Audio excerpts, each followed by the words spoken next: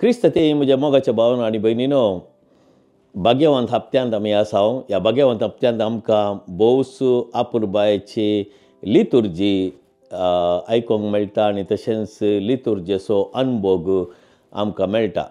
पयल्यान पयलें आमी संभ्रमतांव ह्या भाग्यवंत हप्त्यांत निमाणो ब्रेस्तार. निमाणो ब्रेस्तार जावन सामको सुमेस्तांक भोवसो महत्वाचो दीस. कित्याक म्हळ्यार ह्या दिसा जें कितें जेजून संभ्रमलें त्या वयल्या कुडांत आपल्या आपोस्तलां संगी तें सगळ्या संवसाराचेर मिल्या कटल्यान हर एका दिसा 24 वरां ते शब्द जेजूचे ते आमी परत परत आयकताव आनी साशेरदोत ते शब्द जेजूचे शब्द उंड्याचेर आनी वायनाचेर ते साक्रामेंता खाल थंयसर उसारतात आनी थंयसर उंडो आसलें जेजूचें मांस जाता आनी तशेंच वायन आसलो जेजूचें रगत जाता.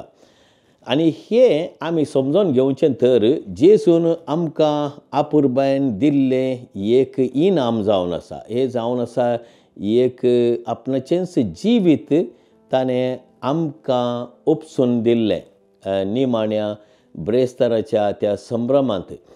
आनी हांगासर हें म्हज्या उगडासाक करा म्हूण सांगता जेजू.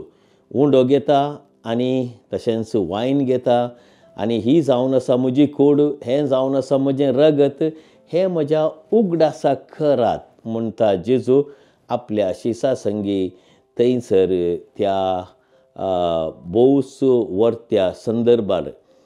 मोगाळ भाव भयणीनो, आमी मिसांत भाग घेताव, मिसांत आमी वांटेली जाताव आनी जायते फावटी आमी कितें म्हणटाव, हांव मिसाक वेता. आमी मिसाक वेचें न्ही, आमी मीस भेटोवचें. मीस म्हूण सांगल्यार कितें, जेजून आपणाचेंच मांस आनी रगत आमच्या जिविताच्या बऱ्यापणा खातीर आमकां जिवीत दिवंक जेजून सांगिल्लीं तीं उतरां, आपुरबायेचीं उतरां, हांव ह्या संवसाराक आयलां तुमकां दिवंक बरोवन वमतोवचें जिवीत. आनी ह्या बरोवन वमतोवच्या जिवितांत जुआंवचो 10वो अध्याय 10वी ओळ हातूंत कितें आसा, जेजूचेंच जिवीत आमी घेताव. आनी तशेंच ताणें सांगिल्ली ती वपार जुआंवच्या 10व्या अध्यायांत, हांव जावन आसा दाखवाल आनी तुमी तिचे फांटे. आनी जर तर एक दाखवाल त्या फांट्या संगी ना, ह्या फांटो दाखवाल संगी ना, तो फांटो फोळ दिवंक शकना. त्या देखून आमी जर तर फोळ दिवंक जाय आमच्या जिवितांत, आमी जेजू जावन आसा दाखवाल ताचे थंय आमी एक जावन जियोंक जाय. आनी हें एक जावचें म्हूण सांगल्यार जेजूचें मांस आनी रगत आमी सेवचें पवित्र येवकरिस्ता मुखांत्र. आनी त्या देखून हो आमकां भोवसो महत्वाचो दीस. कित्याक जेजून ताच्या उगडासा खातीर ह्या निमाण्या जेवणा मुखांत्र ताणें आमकां दिल्ली एक आपुरबायेची एक वस्त, आपुरबायेचें जिवीत तें आमकां ताणें दिलें आमच्या जिवितांत उजवाड दिवंक. आनी ह्या निमाण्या जेवणा वेळार जेजू कितें करता, निमाण्या जेवणा वेळार तो आपल्या बसकेंतावन उठ्ठा. हें पयलें काम, आपल्या बसकेंतावन उठ्ठा आनी उठोन तो आपल्या शिसांचे पांय दिवंक आरंभ करता. पळया, ह्या सगळ्या सन्निवेशांत ह्या निमाण्या जेवणा वेळार जेजून जें कितें केलें तें आमी आमच्या जिवितांत हर एका दिसा केलें तर आमकां सुमेस्तांक जेजू बरी जावंक एक अवकाश मेळटा आनी जेजू बरी आमच्या जिवितांत आमी जियोंक प्रयत्न करचें. पयल्यान पयलें जेजू उठ्ठा. एका मेस्त्रीन, एका धनियान आपल्या जेवणाच्या मेजा वयर तावन उठा जाय म्हणून गरज ना, पूण जेजू उठ्ठा. कित्याक तो ह्या संवसाराक आयिल्लो हेरांची सेवा करूंक. ताणें सांगिल्लीं उतरां, हांव हेरांची सेवा घेवंक येवंक ना, बगार हेरांची सेवा करूंक ह्या संवसाराक आयला. जावंक पुरो जेवणा वेळार जेजू उठल्या वेळार आपोस्तलांक समजोंक ना, कित्याक आमचो धनी, आमचो मेस्त्री आपल्या मेजार तावन उठ्ठा, आपल्या बसकेर तावन उठ्ठा गे म्हणून. आनी उठोन कितें करता जेजू, आपलें आंग वस्तूर बदलिता. हें भोवस विशेष कित्याक म्हूण सांगल्यार एका जेवणा वेळार एकल्यान आंग वस्तूर बदलूचें तें सदांचें न्हय. कित्याक आमी खंयच्याय एका जेवणाक वेळार आयिल्ल्या वेळार आमी आमचें आंग वस्तूर बरें न्हेसोन येता आनी तें आंग वस्तूर जेवणा वेळार आमी काडिना. पूण जेजू आपणाचें आंग वस्तूर काडटा आनी सेवे खातीर तो तयार जावन आसा. आंग वस्तूर काडचें म्हूण सांगल्यार कितें, ताचो दोगलो काडचो म्हूण सांगल्यार कितें, आपल्या आपल्या आपल्या जिवितांत आसलो तो तें स्थान, तो मान जेजू सॅक्रिफायस करता आनी आपल्या शिसांची सेवा करूंक तो तयार आसा. तिसरें मेट आमी पळयता, जेजू उदक वत्ता एका आयदनांत. आतां हें पळयल्ले आपोस्तल एका रितीन भोवशा घुसपडले, हे कित्याक जेजू कित्याक उदक वता घेवन. कित्याक म्हळ्यार एका मस्त्रेन आपल्या बसकेंतावन उठोन उदक वचचें म्हूण सांगल्यार हाचो अर्थ कितें? हाचो अर्थ इतलोच, तो कितेंगी धुवंक भायर सरला, कितेंगी नितळ करूंक भायर सरला आनी त्या देखून तो आपणाचें आंग वस्तूर काडून एका बेसिनांत, एका आयदनांत उदक वता आनी एक तुवालो घेता. चवथें एक तुवालो घेता.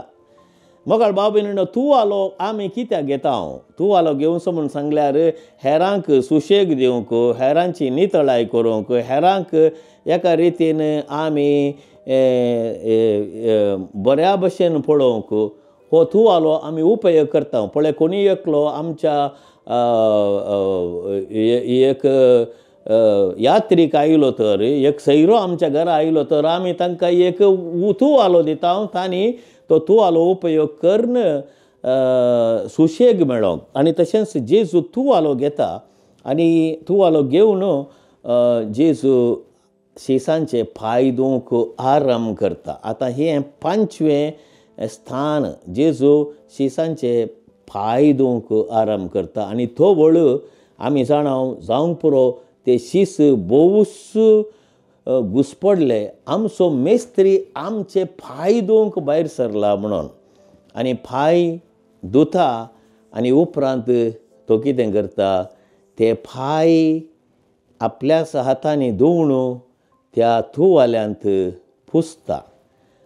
पांय धुवचे आनी पांय पुसचे हाचो अर्थ आमी समजल्या तर सगळ्या वांजेलाचो सार आमकां थंयसर मेळटा. कित्याक जेजून ते गलीज पांय, ते धुळीन भरलेले पांय, शिसांचे पांय जेजून धुले, तांकां धाडूंक आपल्याच पवित्र हातांनी, देवाचो पूत जेजू पवित्र हातांनी ते पांय धुले आनी ते पुसले. हे पांय जावंक पावतले जेजूची बरी खबर सगळ्या संवसाराक वरच्या त्या वाटेन वेचे हे शीस. पळया, पेंतेकोस्त जातस सगळे शीस जेरुसलेम सोडून गेले, पयशिल्या गांवाक गेले, भोवूस पयशिल्या गांवाक गेले. आमी जाणां सांत थॉमास आमच्या भारत देशाक आयलो, थंयसर केरळा आनी तशेंच मलयाट्टूर त्या जाग्यांनी तो भोंवलो, थंयसर जेजूची बरी खबर परगट करूंक. अशें म्हणटस ह्या पांय धुवच्या सेरेमनी मुखांत जेजू आपणाकच एक सेवक जावन आपल्या शिसांक अर्पिता आनी आमकां एक वर्तें लिसांव दिता माया मोगाचें. त्या देखून आज निमाणो ब्रेस्तार आमी संभ्रमतना 3 संगती घडटात मोगाळ भाव भयणीनो. पयल्यान पयलें जेजू साशेरदोतीची वर्द घडता. कित्याक तो निमाणे जेवणार आसल्या वेळार जेजून कितें सांगलें, हें म्हज्या उगडासाक करा, आनी ती पदवी ताणें आपल्या आपोस्तलांक दिली. उंडो आशिल्लें जेजूचें मांस जावंक आनी तशेंच वायन आशिल्लो जेजूचें रगत जावंक. आनी तितलें मात्र न्हय, उपरांत जेजू युकरिस्त घडता. त्याच घडये साशेरदोतीची ती वर्द घडनच त्याच घडये जेजू युकरिस्त साक्रामेंत घडता. थंयसर जेजूचे मांस आनी रगत आमकां सुमेस्तांक दिवच्या ह्या साक्रामेंतांत आमकां सुमेस्तांक वांटेली करता. आनी तिसरें माया मोगाचो गुर्त जावन एकामेकाचो सेवेचो गुर्त जावन जेजू आपल्या शिसांचे फाय दिता. मोगाळ भाव भयणीनो, आमी मोतीन दवरूंक जाय पवित्र येवकरिस्त हर एका दीस मिल्ल्या कटल्यांनी सगळ्या संवसाराचेर तो येवकरिस्त संभ्रमता. आमी म्हणटा हो सक्रामेंत बोवूच गरजेचो, आमच्या जिविताक घटाय दिवचो हो सक्रामेंत. आमच्या जिवितांत पातकाक पाठ करून आमी जेजूच्याच जिवितांत जेजूच्याच त्या सगळ्या जिणेंत आमी वांटो घेता. आनी हें जावन आसा निमाणें जेवण आनी निमाणो ब्रेस्तराची ती लितुर्जी आमी संभ्रमतना आमी मोतीन दवरूंक जाय. मोगाळ भाव भयणीनो, ह्या बराबर हांव थोडे शब्द उलोवंक आशेतां निमाण्या शुक्रारा विशयंत. कित्याक निमाणो ब्रेस्तर जातस आमी मॅट दवरता निमाण्या शुक्राराक. आमी जाणा जेजूक निमाण्या ब्रेस्ताराच्या त्या राती सोजेरांनी आनी तशेंच फारिजवांनी दवरलो त्या गेत्सेमानी मोळ्यांत. जेजू आपणाचें सर्वस्व आपल्या बापायक ओपसिता आनी कितें सांगता, तुजी खुशी वय जाल्यार ही खाल्स म्हजे तावन निवार, पूण म्हजी खुशी न्हय तुजी खुशी जावं म्हणून ह्या घडये ताका धरतात आनी आपूण व्हरतात. आनी त्या घडये तावन निमाणो शुक्रार जेजूचो आराम जाता. आनी ह्या निमाण्या शुक्रारा आमी पळयता जेजू खंयचेंच पातक करिनासतना ताका येदी व्हडली शिक्षा फावो जाली. कित्या खातीर म्हणलें सवाल जर तर आमच्या मोतींत आयलें, हाका एकच जवाब, जेजू व्हडलो कळवडलो मरण पावलो म्हज्या आनी तुज्या पातकां खातीर. आनी त्या देखून ह्या दिसा आमी प्रत्येक जावन जेजूच्या पाशावांत वांटेली जावंक आमी प्रयत्न करचे आनी जेजूचो पाशांव आमी वाचचो आनी हाचेर नियाळ करून जेजूच्या जिविताच्या त्या निमाण्या घडयांनी कितें घडलें, तें कश्ट, तें दूख आनी ते वळवळे, ते कळवळे आनी त्या रक्ताची वरवणी ते आमी पळयत आसतना आमी समजून घेवंक जाय जेजू आमचो सोडवंदार कितले कश्ट सोंसले ताणें आमचे खातीर. कांट्याचो मुकूट आनी ते खिळे जेरबंदाचे मार आनी तशेंच ताका विणगो करून त्या खुर्सार ताणें मारलो. आनी ह्या घडये आमच्या पातकां खातीर जेजू विणगो जालो. आमच्या पातकां खातीर जेजू त्या 3 खिळ्यांचेर उमकडलो. आमच्या पातकां खातीर ताणें बोब मारली आपल्या बापायक. आनी अशें आमी जाणाव कशें निमाणो शुक्रार तो कश्टांचो शुक्रार आमकां सुमेस्तांक एक संदेश दिता. आनी हो संदेश जावन आसा आमच्या जिवितांत जे खुरीस येतात ते आमी जेजूच्या मोगा खातीर आमी ते सोसूंक जाय. जेजूच्या फाटल्यान आमी आमचो खुरीस वावोवन जेजून दाखयल्ली ती देख आमी पाळ्ळ्यार आमकां खंडीत जावन हातूंत जायतो फायदो मेळटा म्हणल्याक दुबाव ना. आनी आयच्या दिसा आमी एक ल्हानसो नियाळ करया. जेजून ती उसारिल्लीं उतरां खुर्सार उमकळो नासता आसतना मोगाळ भाव भयणीनो, हो जावन आसा एक संदर्भ कठीण कळवळ्याचो आनी वळवळ्याचो.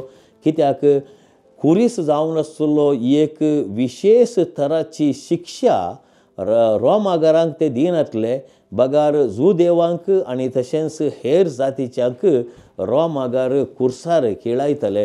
रोमागारांक केदे व्हडले पातक केल्यार केदे व्हडली चूक केल्यार ते खुर्साचें मरण दिनातले. कित्याक खुर्साचें मरण म्हूण सांगल्यार तितले कठिनायेचें मरण ते फकत जुदेवांक आनी हेर जातीच्यांक ते दिताले.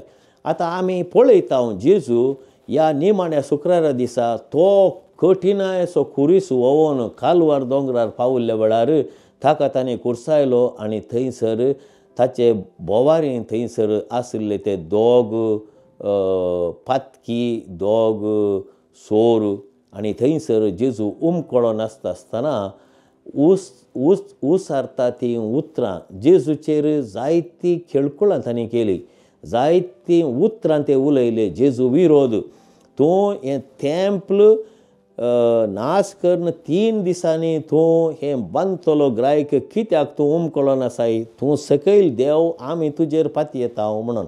हाणें हेरांक राखलें, हेरांक साल्वासांव हाडलें, हेरांच्या जिणेचे कश्ट ताणें उणें केले, पूण हाचेच कश्ट हाका उणें करूंक जायना. तर तूं देवाचो पूत जाल्यार, मेस्सिया जाल्यार ह्या खुर्सार तावन देव आमी तुजेर पातयेता.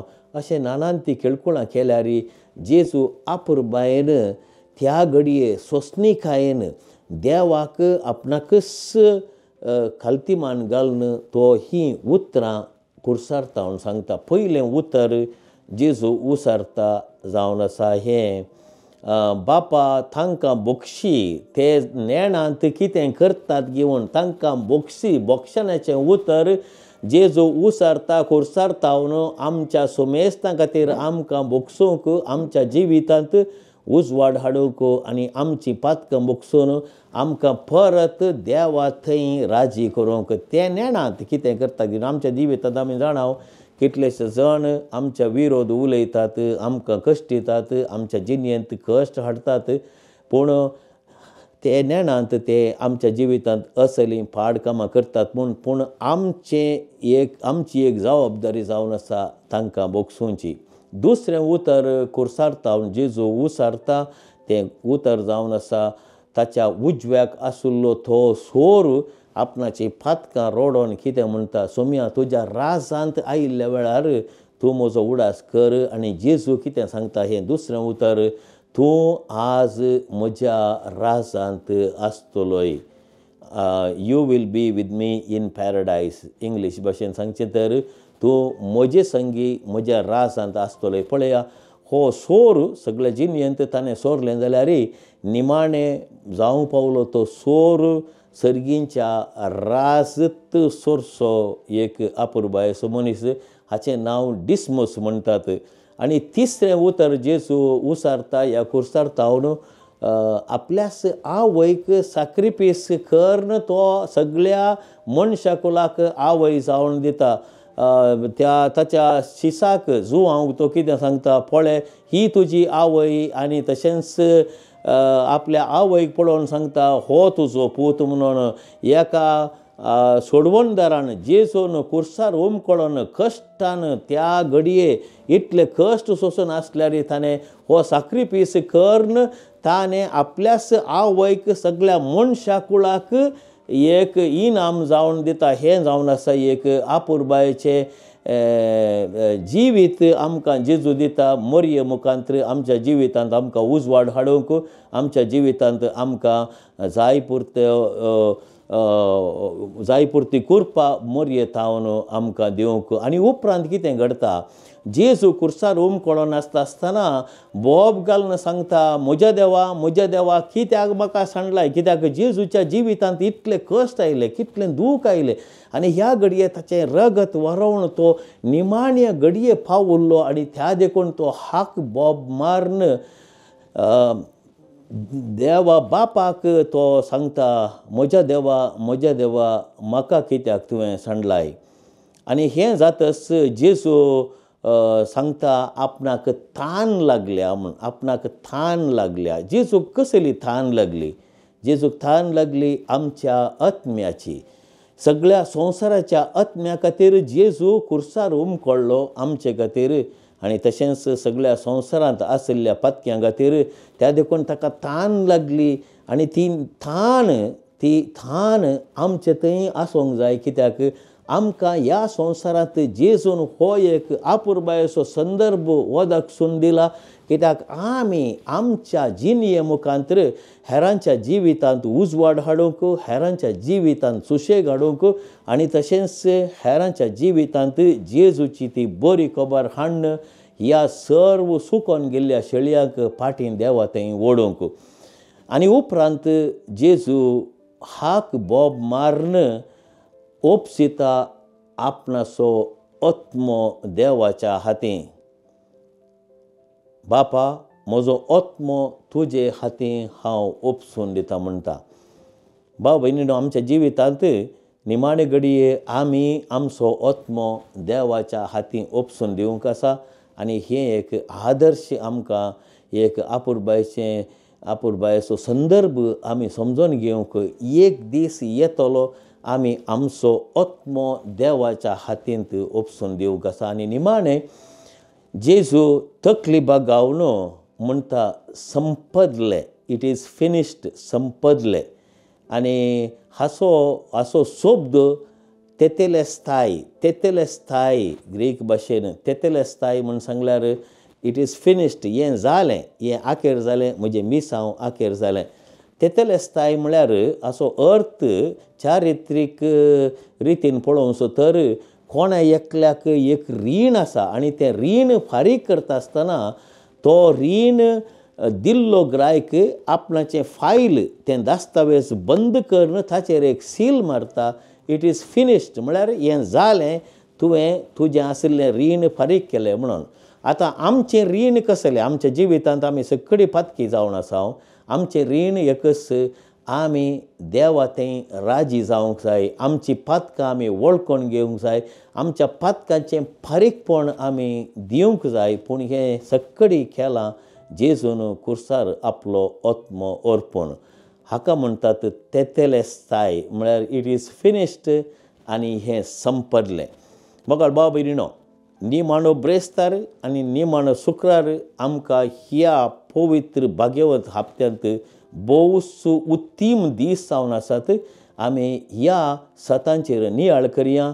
ह्या सतां मुखांत आमच्या जिवितांत चड आनी चड उर्बेन जेजूची साकरी करूंक आमी प्रयत्न करया आनी जेजूची ती बरी खबर परगटूंक आमकांच आमी आयती करया. आनी अशें ह्या हप्त्यांत आमी चड जेजूच्या कश्टांचेर नियाळ करून जेजूच्या जिवनपणाच्या दिसाक आमी तयार करया. आमेन.